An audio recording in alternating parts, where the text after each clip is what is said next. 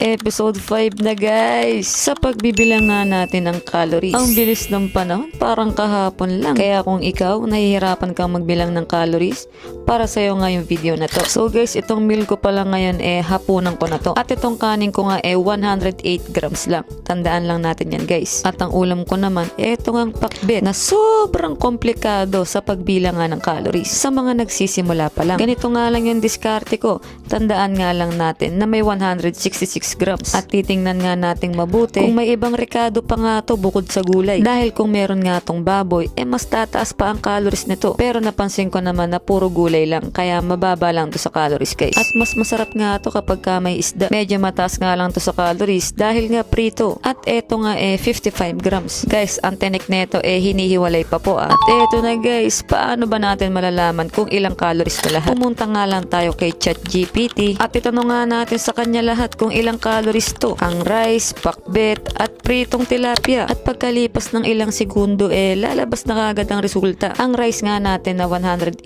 grams nasa 140 calories lang. Pakbet na 166 grams, puro vegetable lang to guys naglalaro nga sa 80 to 100 calories lang. At sa pritong tilapia, expect natin guys na doble ang taas dahil prito. Pero mababawasan pa ng kaunti dahil naisama pa nga natin dito ang tinik. At ang kabuuan nga neto less than 350 calories lang. So ganun lang kadali magbilang ng calories. Kaya ikaw na nanonood ngayon, para sa'yo talaga ang video na to. Yun lang, salamat!